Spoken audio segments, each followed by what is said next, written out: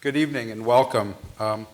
Tonight we're here to talk about history and Sherlock Holmes and to discuss the parallels between the work of historians and historical fiction writers and the work of detectives like Sherlock, which is fitting as Sherlock Holmes the exhibition is on view right now here at the History Center.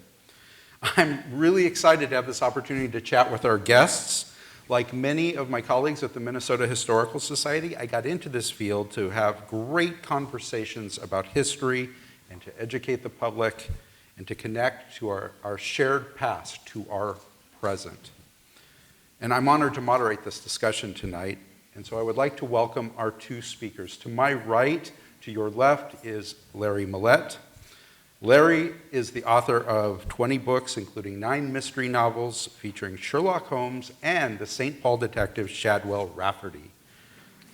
It sounds like we have some fans. We have something good. A longtime reporter and architecture critic for the St. Paul Pioneer Press, Larry has also written numerous books on architecture, including Heart of St. Paul, A History of the Pioneer and Endicott Buildings, Lost Twin Cities, Once There Were Castles, and Minnesota Modern, which was a winner of the Minnesota Book Award. And to my left, your right, is Dr. Chantelle Rodriguez. Chantelle is the senior public historian here at MNHS. And prior to joining MNHS, she was an assistant professor of history at the University of Maryland and a research associate at the Smithsonian Institution's National Museum of American History. She's published numerous articles in scholarly journals and is currently at work on 2 projects. The first is an article on the history of death investigation in Minnesota. We'll hear more about that. And also a book on migrant worker health in Minnesota. So please help me welcome Larry and Chantel.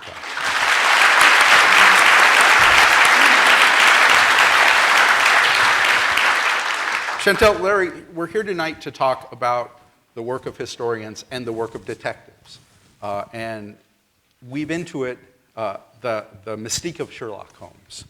And I'd like to start by setting the stage just a little bit. I'd like you to talk a little bit about your work.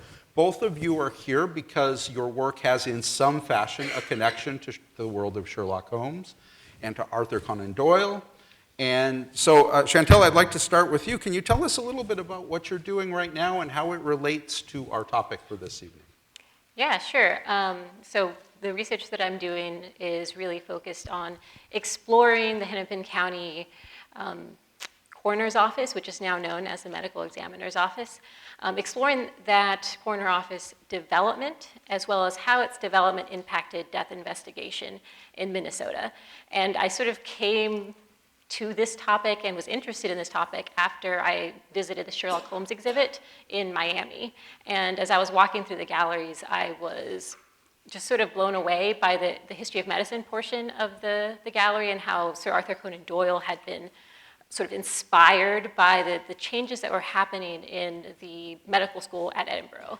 And so that idea that physicians were sort of becoming medical experts and being brought into criminal proceedings to sort of testify and provide scientific evidence for how someone may have been murdered or killed was really interesting to me. And I, as a historian, I like to make connections. And it made me think, well, how is this possibly also happening in Minnesota? Are there similar trends or patterns that are happening in Minnesota, and can I make sort of some connections? And so that's how I got started on that research. I started asking some really big questions about, well, when did the coroner's office get started? When was it created? Who ran it? Who were the physicians that held that kind of position?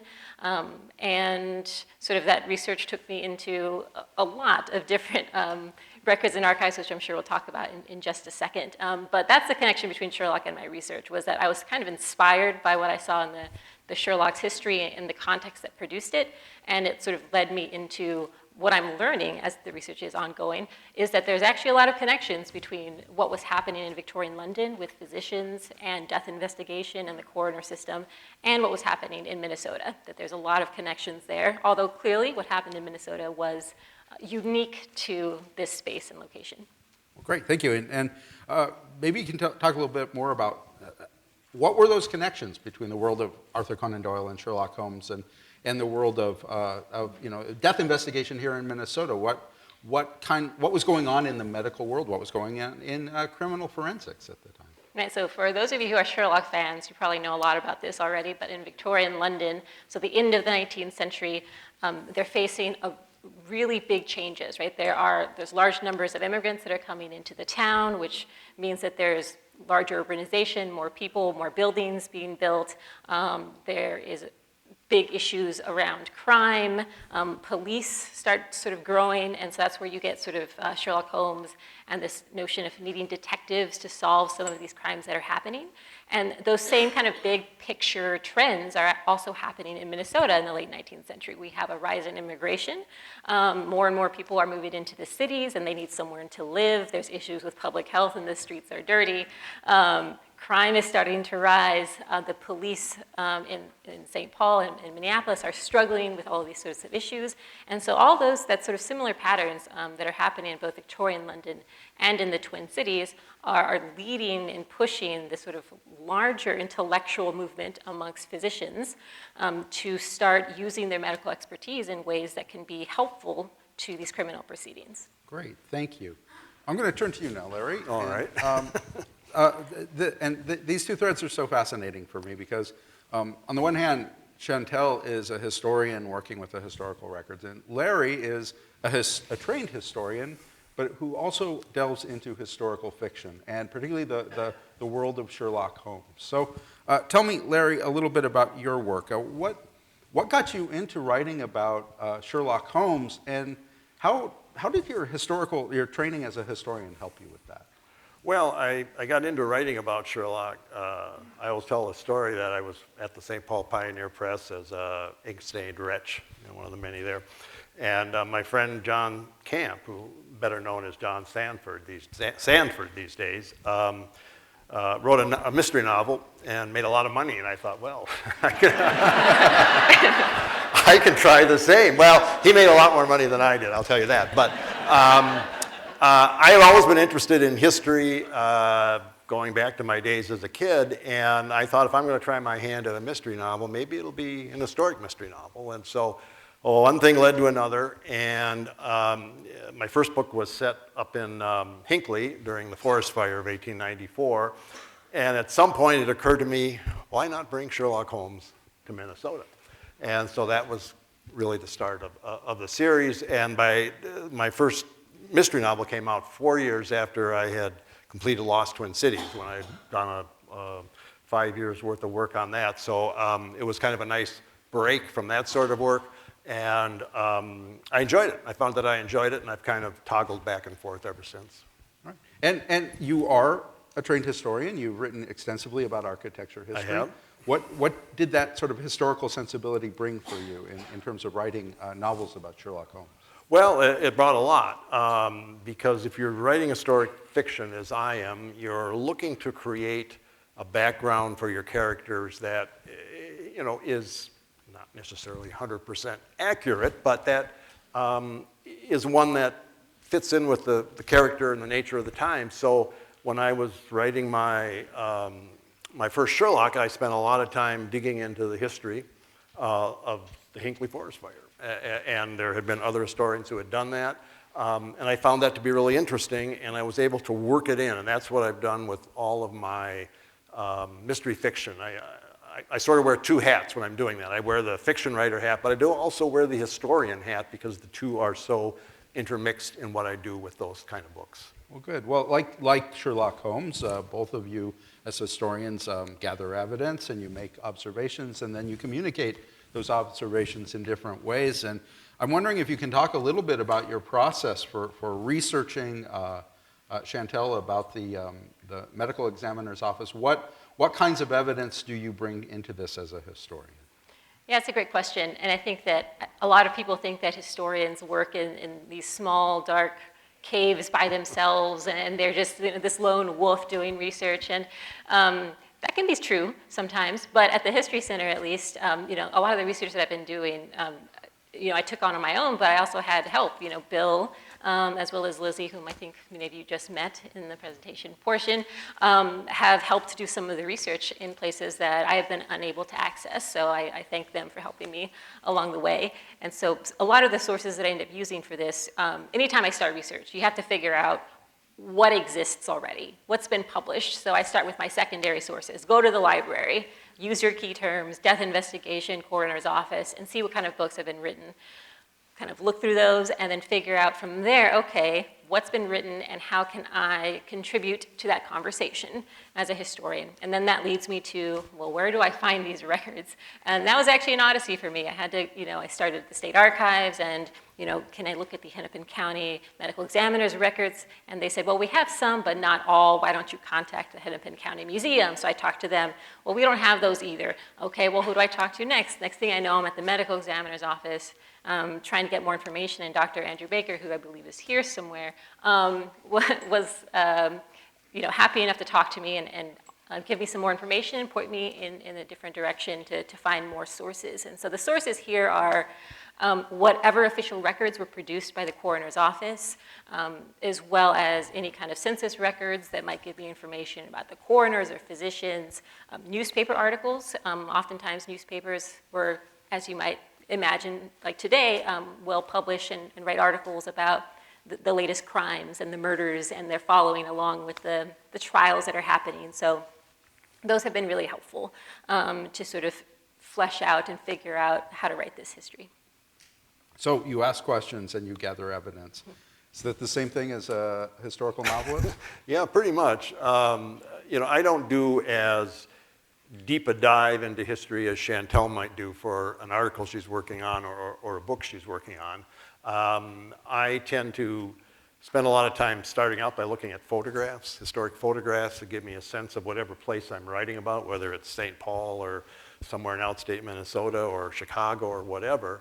And then I try to pick and choose ideas and themes that historically that may work with what I'm doing. And so I am doing that historic research, but at the same time, I know that, we all know there are historic writers of historic fiction who do a really, really deep dive into the subject. And you can learn about Captain Horatio Hornblower and maybe more than you want to know about English ships. But I try to do a reasonably deep dive and then use that as kind of the bed of the salad I'm creating of a fictional pastiche in the case of the Holmes novels. Do you ever use like diaries or journals or newspaper articles? Oh yeah, definitely. Yeah. I'm, of course, as a longtime newspaper man, and I actually have in some of my books used real newspaper excerpts from newspapers.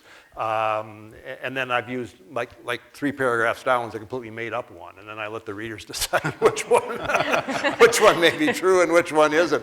I do have footnotes in many of my books, and I've had people tell me they love the footnotes, and I've had people telling me they'd rather go to the dentist than read those footnotes. That is blasphemy. Yeah, I know. But so yeah, it's the same and it's different. It is writing history in a way, but obviously with a strong fictional aspect. Interesting way to put that. It's writing history in a way, and that gets to what I think is one of the really interesting points of our conversation, which is the issue of truth and what constitutes truth as a historian and what constitutes truth as a writer. How do you establish truth as a historian? What do you have to do in order to verify the evidence and convince audiences that what you're saying is based on something? Yeah, I don't know if we have time to go through all of that, but I guess to be brief about it, I think that one of the things historians really care about in terms of identifying historical truth, the most important part of that is to figure out whether or not a source is reliable. So determining reliability of a source is the absolute first thing that you have to do. So that means, can you trust the author? What was their life experience? Might they have an agenda? And therefore, can I trust this source?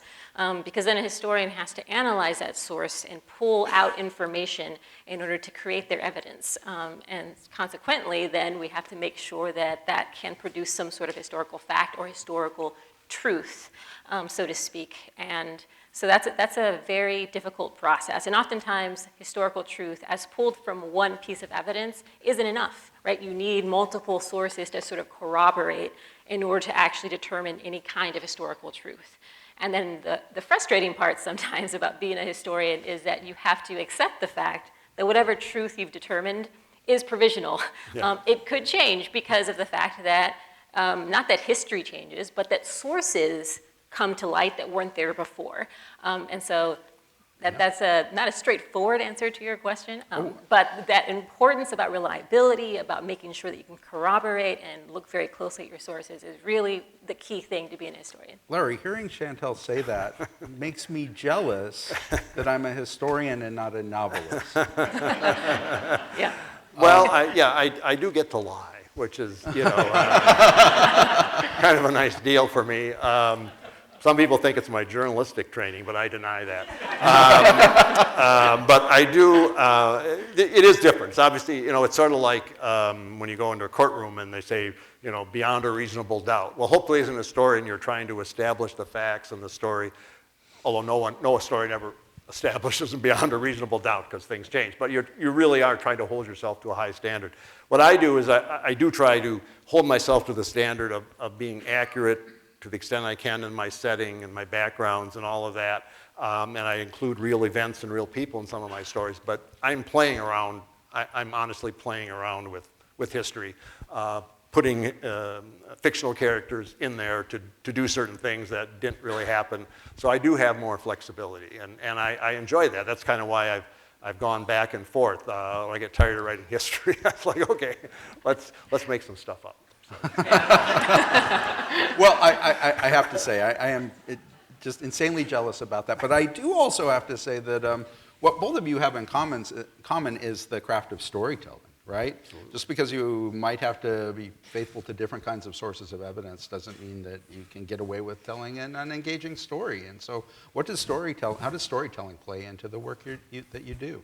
Yeah, I mean, I definitely see the research that I do as being something that's very different as a craft from storytelling, just because I am very jealous of Larry, I'll just say, because, you get these sources and you as a historian are excited about it, and then you look at someone else and say, look what I found, and they're like, I am bored, right? You see their eyes glaze it over, and you're like, oh, great. How do I tell this story in an engaging way, right? As a fiction writer, you're like, this needs a beginning, middle, and an end, right? It needs a point of tension, it needs conflict, it needs a climax, and then some sort of resolution, or maybe not, right? If it's a hook ending to a mystery. And a historian, you can't use your imagination to make something exciting. You have to stay true to the sources in some capacity. And so there is a bit of imagination being done as a historian in the sense that you are trying to find ways to bring the story to life, to get someone excited about the same thing that you have been looking at for months and years sometimes in the archives. And so the storytelling as a historian is always going to have to follow the route of those sources. You don't have answers sometimes, you have gaps, and that's where Larry comes in and fills them in with his wonderful little, ideas, but I can't do that, right? So the story arc is always going to be determined by that, and it's really about finding the way to bring out the exciting parts, to elicit whatever you need to for the audience to create a good storytelling moment. Right, great. And I imagine storytelling has a little bit to do with your approach? It does, but I grew up as a nerdy kid in North Minneapolis. I was like the one kid in my class who actually read books, I think, and there were a few others, but I was a big reader, and I can remember growing up reading wonderful, stirring history. I was thinking like some Bruce Catton's books on the Civil War, which I know some historians don't necessarily think are the ultimate word on that, but they were great stirring narrative histories, and a lot of history, well-written history is that, and you can be faithful to your sources, but you do, as in any writing, whether it's history or mystery, you pick your fights and you pick your words and you leave a lot of things out, and that's what you have to do as a storyteller. I think that's one of the keys, and history is the same way. I mean, I've got books at home on huge histories of the United States, surveys. Well, some of them are very good, but immense amount of stuff were left out. Somebody had to shape that material into a cohesive narrative, and you do the same thing when you're writing fiction, but you do have more leeway to play around with things. Well, let's talk about leeway. All right. You make that sound bad. Well, 'Cause I can't make it up. But let's talk about leeway, because as a writer in a very familiar canon, yeah. Sherlock Holmes has legions of, let's say, dedicated fans. Dedicated would be an understatement. They're going to call you out Oh, yeah. when you get something outside, when you add something outside of the canon. Absolutely, and I don't claim to be absolutely 100% doggedly, piously faithful to the canon. I do try to respect it. My stories are all set time-wise within what I believe to be the canon of the original 56 stories and 4 novels. So I try to do that, but I know that, and I try to be honest with my depiction of Sherlock as I understand him and my depiction of Dr. Watson, but I know that everybody has Sherlock in their mind. If you've grown up reading Sherlock as I did, if you've watched all the many movie versions of Sherlock, you have an image of Sherlock in your mind, and the image of Sherlock I create isn't the same one that's in everybody's mind. So I will get responses from readers saying, Sherlock would not have done that. And maybe they're right, maybe they're not. But Sherlock was not perfectly consistent, and Doyle wasn't perfectly consistent in how he treated Sherlock, so I can always kind of fall back on that and say, well, he might have done it. Larry, you told me an interesting story once about writing about the full moon. Oh, yeah. I had, in my first book, Sherlock Holmes and the Red Demon, I had a scene on a certain day with Watson and Holmes, and they're out trailing somebody in the woods, and Watson mentions there's a full moon. And so I got a letter from a guy in Houston, Texas. I remember that, and he said, well, I was looking at the U.S. Naval Observatory charts. And there was not a full moon that night. And so I wrote him back a very nice letter, and I said, Watson must have been mistaken. All I can figure out. Always blaming Watson. I think this is really fascinating because you're both talking about a kind of truth here, right? And a kind of fidelity to your sources, or in your case, maybe fidelity to your fans, yeah, sure. or to Sherlock fans. What are the limitations that you face in writing about Sherlock Holmes and certainly writing about history, nonfiction history? Yeah, I think limitations, are in many ways about the kind of story that you can tell, right? Sometimes you just can't get the story to where you want it to be. There's no resolution. You can't answer a certain question. I think that the limitations of always following your sources means that the story you tell may not be as exciting as Larry's books. So the audience may be a lot smaller. Or more exciting in some cases. Or there you go, right? Or stranger, right? Exactly. Yeah, stranger, yeah. So, I think the limitations can vary, generally speaking, but I do think at the end of the day that writing a story that follows the sources is really the most important thing that a historian can do, right? I do sometimes wish that I could embellish a bit, but at the end of the day, I think that telling the story of people who have lived in the past as they experienced it and trying to tell their truth is really what the goal of a historian should be. Yeah. It's a terrific challenge. History is messy, and you're trying to bring some order and understanding to it. And all of those are extremely challenging. Do you feel like you have limits on the way that you write historical fiction? Well, I think there are some that certainly I feel a limit of not creating a setting that's so completely false that it's like some sort of fantasy. I have those kind of limits of realism. And when you're working with Sherlock, obviously there are some limitations that I take seriously. I wouldn't, have Sherlock show up in, shorts and a bathing suit at one day to see Dr. Watson. Although so that would be entertaining. It would be entertaining, and I'm sure someone has done it, if many times over probably. But so I do have some limitations in that. Sherlock, as you mentioned, he's very much a character in the world, and more so than any other fictional character ever, I think. I mean, he is in the world. And so you have people who really, really believe in him and believe in who he is, and so you do have to observe some limits, at least I do, I feel I do, to keep it within that, that general purview of what Holmes should be. Yeah. I like how you phrase that, Sherlock is in the world. We were talking earlier about how many published works there are on Sherlock Holmes. Thousands.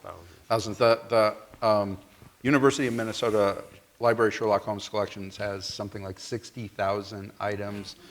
You were telling me about a member of the Norwegian Explorers whose collection runs to 5,000 published books about Sherlock Holmes.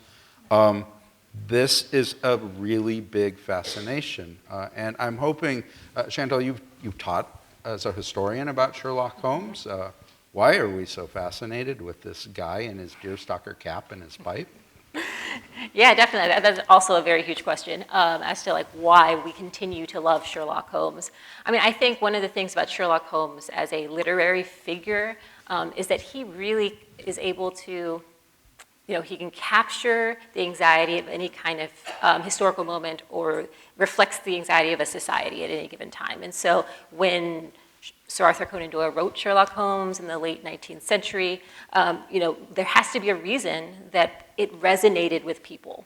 And so as a historian, I'm interested in figuring out why did it resonate with people, right? And so for me, it resonated to 19th century Victorian Londoners because they lived in this crazy world of chaos where, again, immigration is up, crime is up, urbanization is happening. And Sherlock Holmes represents this guy who is oriented around the scientific method, and he brings knowledge, and he can solve these crimes, right? So he can bring order out of the chaos.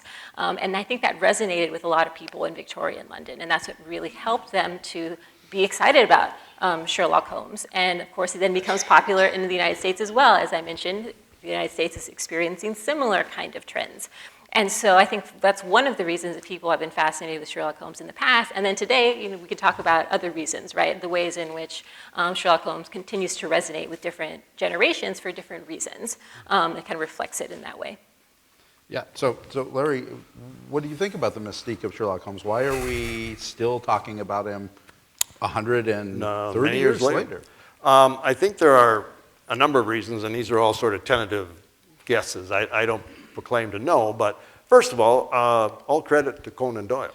I mean, no one would say that he was one of the great literary stylists of the English language, but he was one hell of a short story writer in particular. He created a character that any author I know of, past, present, or to come, would say, if you let me be the creator of Sherlock Holmes, my work here is done. I mean, right? I mean, it's a magnificent character that he created, so that's part of it. I think one of the other interesting things, I was just thinking about this the other day, is that unlike someone in a Hamlet in a Shakespearean play or someone in a Dickens novel, Holmes rose to popularity in short stories. And you say, well, and that's kind of unusual. I mean, he wrote Study in Scarlet, wasn't a huge success. Then he started writing these short stories for The Strand magazine, and it just took off. And being a character who's established in short story writers meant that it was able, other people who wanted to kind of ride on that pony, it was easy to adopt because you had a whole bunch of different stories that you could work with. And so he got turned into stage plays, and as quickly as possible, when movies came around, he got turned into movies. And maybe the third thing is just the timing was perfect. Mass readership of magazines was coming to the fore. He was writing in English, which was the closest thing then to a world language. And all of those things kind of came together. But you do really have to give Conan Doyle. We're all riding on the horse that he brought to the show. Although I don't ride horses, but it's an old-fashioned metaphor, so we'll take that. But I just reread some of the stories recently, some of the famous ones, particularly in the Adventures of Sherlock Holmes, the first stories, and I was struck again by how quickly he was able to establish character, scene, all of that in a few words, just you know, and just get you right into that story. And that made him an immensely popular writer, and that, I think, carried on for all those reasons into today. And what Chantel said is also true. I mean, he is the ultimate, our hope that there is a rational explanation for what goes on in this world, even though we suspect there probably isn't, but we hope, and that's what, he brings that to it as well. That certainty is important, is that Yeah. Sherlock Holmes almost always gets his man Almost or always, woman, not right? always, but almost always, yeah. Irene Adler, she kind of fooled him, but you know. Yeah. Oh, I think some of the allure of Sherlock Holmes, as we're talking about it, right, is not just Sherlock Holmes the character, but it's sort of an ensemble cast, right? Yeah. In all these iterations, you get Sherlock Holmes, you have to have Dr. Watson, where's Moriarty, you know, Mrs. Hudson, the woman, right? All these different characters, you know, seem to just work so well together, I think. So much so that they get iterated on over and over again. You know, I loved Elementary from CBS. Yeah. I loved the way they played with those characters. Or Enola Holmes, the sort of pastiche version of it. And so I think the ensemble cast, too, the different characters, the way they work together, the way that Dr. Watson sort of plays off Sherlock Holmes, I think there's something almost timeless about those sort of personal relationships amongst those characters that can be, you know, iterated on and resonates with people across time. Yeah, Watson is essential. And one of the other little tricks that Doyle had, which I thought may have in the long run also contributed to the continuation, is remember all the little cases that he mentions that were never written about? The giant rat of Sumatra. Well, somebody's, of course, picked that up, and we've got the giant rat of Sumatra. And was it the curious case of the aluminum crutch? I think there's one. I don't know. So and I think Doyle may have been maybe the very first author to do that. I don't know, but it was a really clever thing. And so that whole Sherlockian universe, which is the characters, but also all the things. I mean, he's a Victorian writer, and Victorians, if you've been in a fully furnished Victorian house, it is full of stuff. It's full of things. And Victorian fiction is full of things. And Doyle was great at conveying to us what 221B Baker Street was like, and the little details, the tobacco in the Persian slipper, and all that wonderful stuff. So, yeah, I think there are just a lot of different reasons for his continuing, ongoing popularity. Okay. Well, as Sherlock said, you know my methods, now apply them. Is there anything that historians can learn from Sherlock Holmes? Yeah. I mean, I think as historians, for me, the important thing that you can learn from Sherlock Holmes is it's clearly, as Larry was mentioning, it's this global phenomenon. It is part of popular culture. You know, everyone, if they haven't even read the stories, they've heard of Sherlock Holmes, right? And so as this like popular culture phenomenon, Sherlock Holmes offers us this window into being able to study the society in which he lived, I think, at any given time. And I think for me that's really invaluable. It's that sort of question, right? Does life imitate art or does art imitate life? And I think that's true with Sherlock Holmes. So you can look at Victorian London and the Sherlock Holmes stories that comes out of there to understand Victorian London, right? Or you can look at Robert Downey Jr.'s portrayal of Sherlock Holmes there and try to figure out what the late 2000s were all about, right? And why that resonated with people. And so as a historian, what that means is it's about historical context, right? It helps us provide a window into what was happening at that time. It gets us understanding the society, their concerns, their anxieties, and what helped them to connect to Sherlock Holmes. Yeah, great. Yeah. Yeah, and I have the huge annotated 3-volume Sherlock Holmes collection that was done some years ago. And what strikes me about that is that I'll go to a certain story, I'll get maybe this much type on one page of the story, and the rest is all gloss. You know, it's like, well, here's actually where this particular railroad station was, and here's why it was there and not somewhere else. And the stories, because of the tremendous secondary literature that's developed around them, become history. I mean, they really do. They're fiction, but they're also really worked into the whole fabric of history. And you realize that when you start going through some of these annotated editions and seeing how much research and scholarship has actually been devoted to Sherlock, but it's also research and scholarship about Victorian England or about, you know, the 30 varieties of tobacco ash that he supposedly could identify. So he's unique in that regard. I just don't think any other fictional, certainly no other detective fictional character has produce that kind of gloss and has so become imbued into a whole world of history and scholarship.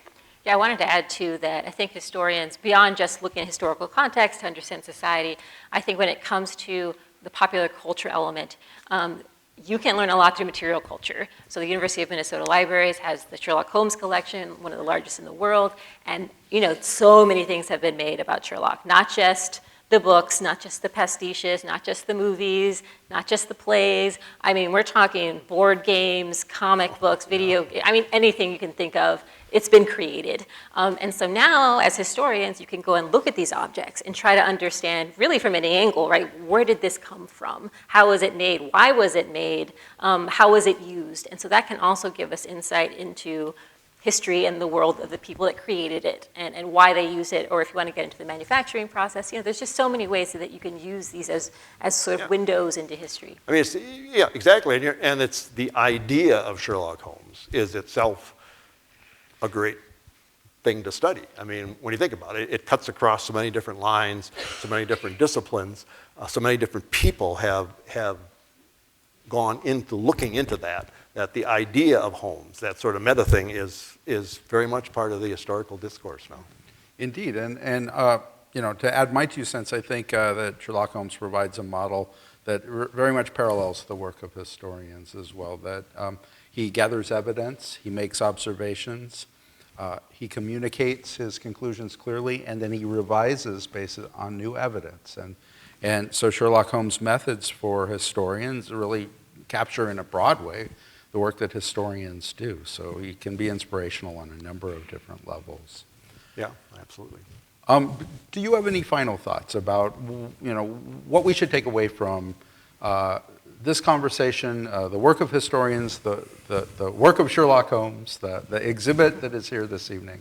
Yeah, I mean, I think I just want to add on to this whole idea that Sherlock Holmes provides this sort of, model or metaphor for detective work that historians do. I think that's totally true, and I think that one of the things that is important to be a historian is curiosity, is always wondering about why things happened, when they happened, right? I'm walking down the street, I know that Larry he's an architectural historian, right? So he's just like, this building is amazing, this bridge, and I'm like, I'm bored by that, but that's okay. He's the historian that can study it. I can get excited about, the wheat field or something else, right? Entirely, and so that curiosity is something that Sherlock Holmes also had.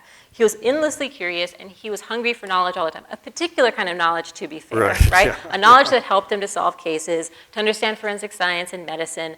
But historians are similar in that way, right? They're endlessly curious, and we're constantly consuming information, whether it be through primary sources or secondary sources, and just always observing the world around us to learn more about it, to figure out why hasn't that story been told yet, and why not, and how can we find a way to tell it.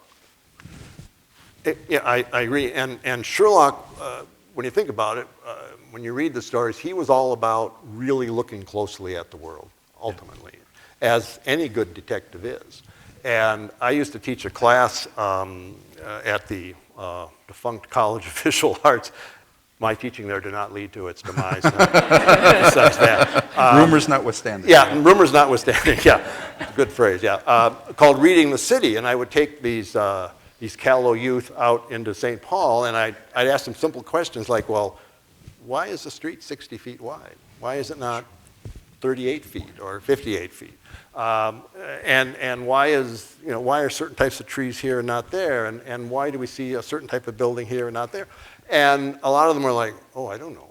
But it's about looking and asking questions, about being curious. And Chantel's absolutely right. Sherlock was an intensely curious customer about everything, except some things he wasn't curious about. As we know, in the very first Sherlockian tale, Watson mentions that he was not aware that the sun revolves around, or the earth revolves around the sun. He didn't care because it didn't matter to him, because he was too busy looking at that little piece of tobacco ash down there. Right. But that's a lesson for everyone. If we're in this world, we might as well look at it closely, take pleasure from what we see, take knowledge from what we see, and that's really what Holmes I think is all about ultimately. And then maybe we can, by doing so, we can come upon some important truths. Well, I can't think of a better place to end this conversation. As much as I would love to continue this, we are running out of time. So thank you. Thank you, Larry, and thank you, Chantelle, for a fascinating dialogue tonight.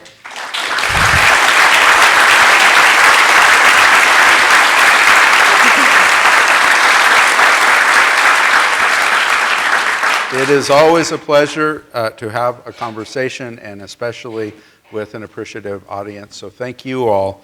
I'd like to make a few program notes before we conclude, and I'd like to especially recognize the people who brought us Sherlock Holmes the exhibition. We're so proud to have that here at the Minnesota Historical Society, and so we'd like to thank Amy Noble Seitz, the CEO and founder of Exhibits Development Group, and the entire EDG team who are headquartered here in St. Paul, Minnesota. EDG is the co-developer of the exhibition and does all of its worldwide distribution. This was an exhibit that was built here in St. Paul. It has traveled around the world, and now it is coming back home for the first time.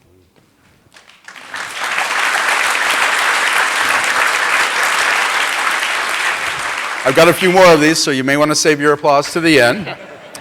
We want to thank Jeffrey M. Curley, principal of Jeffrey M. Curley and Associates, who, along with EDG, was the lead designer and co-developer of this exhibition.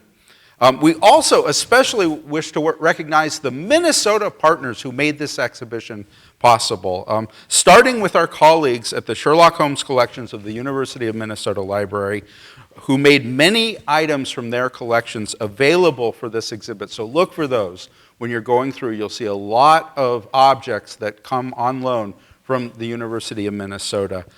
Several members of the library staff, I understand, have joined us this evening, and so please wave your hand if I call your name. Lisa German, the Dean of Libraries at the University of Minnesota, are you here?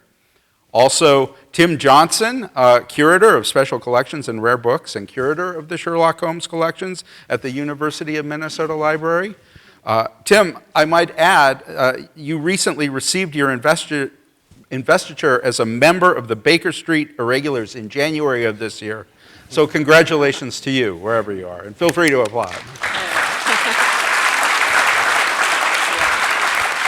I would also like to recognize, and Chantelle and I have worked with this group very closely on a number of issues. We want to recognize the Norwegian Explorers of Minnesota, the state's chapter, or scion, as they say, of the Baker Street Irregulars, a worldwide society of Sherlock Holmes enthusiasts and scholars.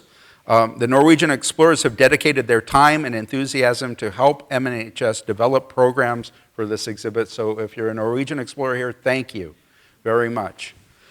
We also want to recognize the Minnesota Department of Public Safety's Bureau of Criminal Apprehension for their role in this exhibit's creation and for ensuring the accuracy of the forensic science on display in this exhibit. Thank you especially to Katie Knutson, the Chief of Staff to the Commissioner of the Minnesota Department of Public Safety for being here this evening. Katie, if you're here, wave your hand. Also, thank you to the several BCA staff involved in the exhibit's creation, including Steve Swenson, Forensic Science Supervisor with the Bureau of Criminal Apprehension, as well as BCA Forensic Science alum Sarah Walbridge-Jones, Allison Dolink, and Lisa Hansen. We'd also like to thank Dr. Andrew Baker, the Chief Medical Examiner at Hennepin County and your wonderful source, who I understand is also here tonight. He had a hand in assuring the accuracy of the forensic science in this exhibit and is also helping us with some of our programming for the exhibit as well. Thank you, Dr. Baker, and thank you for joining us this evening. Also, and most sincerely, thank you to the staff here at the Minnesota Historical Society whose time, talents, and hard work brought this exhibit to fruition. We also appreciate the support of the people of Minnesota who have provided funding through the Legacy Amendment for history initiatives at the Minnesota Historical Society, including the Sherlock exhibit, and for hundreds of history organizations across the state. Minnesotans voted in 2008 to provide this support, and we thank the Minnesota legislature and the governor for their ongoing assistance. And certainly not least, I wish to offer you, the audience, a great big thank you tonight. For both those of you who joined us here at the History Center or those who joined us virtually, either in the classrooms in our education wing or across the state, the support of our members, donors, and special friends helps support the work of MNHS, and for that we are truly grateful. So thank all of you as well.